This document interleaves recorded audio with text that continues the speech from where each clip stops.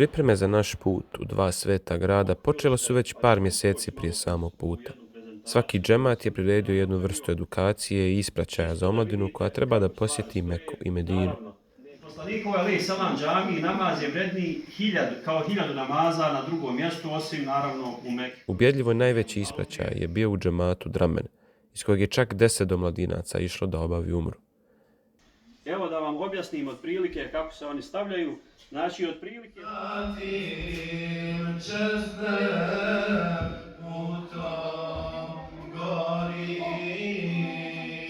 Na samom aerodromu u Oslu atmosfera je postajala nadasve neobična, jer ovo nije bilo čekanje za bilo koji avion, mada je malo i ličilo na to. Ali nije bilo to. Prvo smo stigli na aerodrom u Dohu, gdje smo odsjeli par sati, a zatim počeli pripreme za umru. Muškarci su prošli kroz finalne upute vezano za propise umre, te obukli ihrame. Ihrami su davali dojam skoro pa džennetske nošnje. Osjećaj je bio van ovoga svijeta. Svi muškarci, obučeni u bijelo, iskazivali su asocijaciju puta na duhovno očišćenje, puta povratku sebi i svome gospodaru. Svakim korakom, svakim satom, svakim novim pogledom, sve smo bili bliže i bliže našoj destinaciji. Sve je postajalo stvarnije. Kada smo sletili i dovezeni pred hotel u Meku, iskoristili smo naše hotelsko vrijeme kao mjesto za brzinski odmor od puta i odlaganje stvari. A tako smo i nastavili doživljavati hotele, koji su u našem iskustvu bili sporedna stvar. Omladina je marljivo težila da provede što više vremena blizu Kabe, obavljajući nafile, zikreći cijelu noć, a neki su čak i postili određene dane.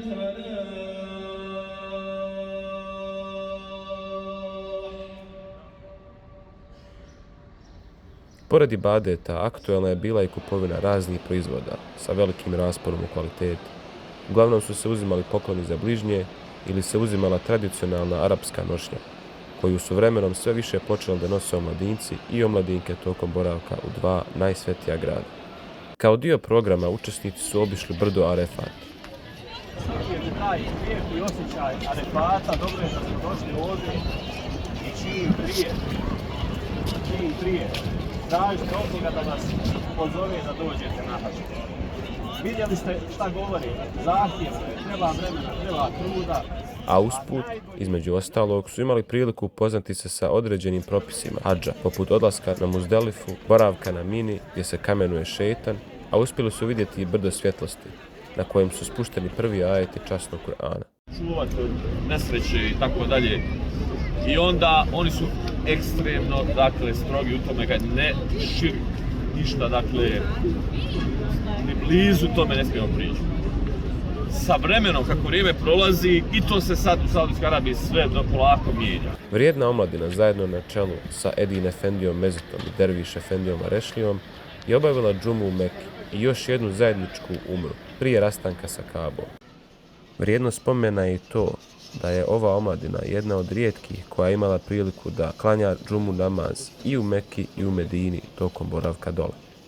Mnogi omladinci su posljednje trenutke sa Kabom odlučili provesti čineći ibadet pored nje, pa čak i čitavu noć.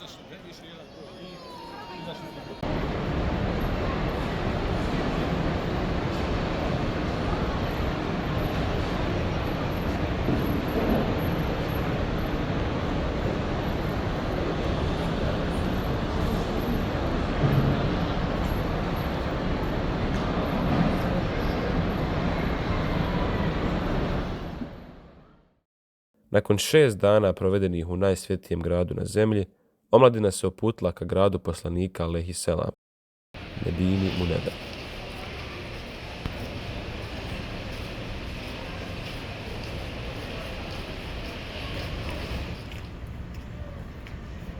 Posjeta gradu Božijeg poslanika Muhameda alejhi selam budi posebno osjećanje. Iskustvo je bilo tim bolje jer nam se hotel nalazio odmah ispred harema poslanikove džamije. Većina omladine je skoro svaki, ako ne i svaki vakat klanjala džemat ili u džamiji u kojoj jedan namaz vrijedi 1000 puta više od namaza negdje drugo.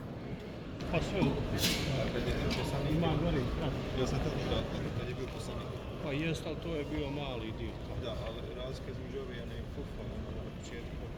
A dobro, i Kuba je proširivan. Tako da su te džamije proširivane.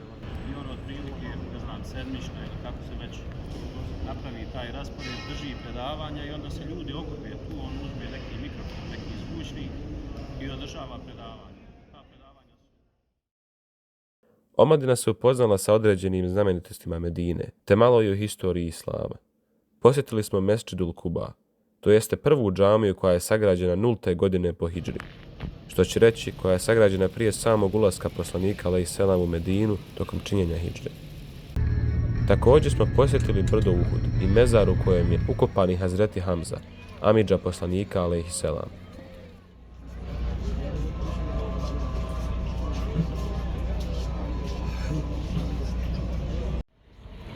Upravo, to nekad košta nekoliko minuta, nekad može života koštati. Života može koštati. Koštalo je 70 šehida. Hazreti Hamzu koji je bio poznati lav islama, junak, heroj, krupan, jak, silan. I on je ubijen. Ne samo da je ubijen, čak su mu vadili dijelove tijela. I upravo se to dešava. Zašto?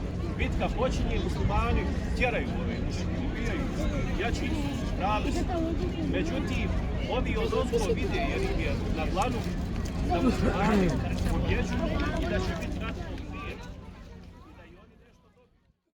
Posljednji dani u Medini provedeni su u ibadetu, a grupa naših omladinaca je dobila priliku da uđe u Revdu, za koju se kaže da je jedino mjesto iz dženeta na zemlji.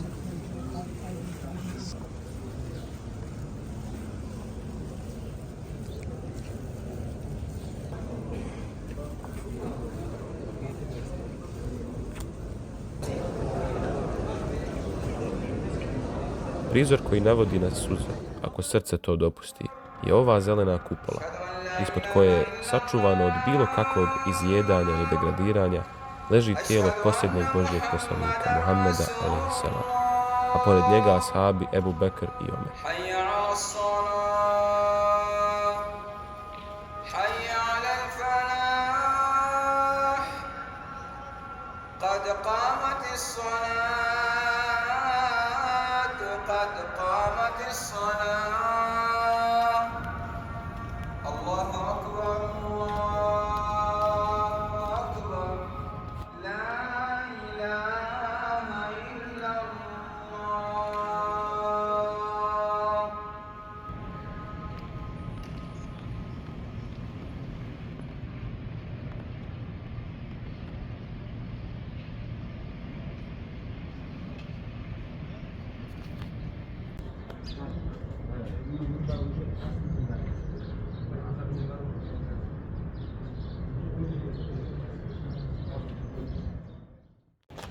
Cure, nažalost, nisu uspjele ući u Revdu zbog tehničkih razloga.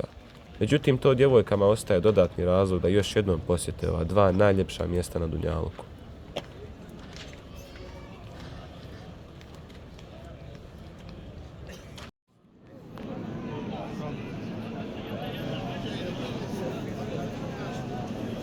Molim Allaha dželešanuhu da nas opet pozove i naše roditelje i sve one otvorenog srca.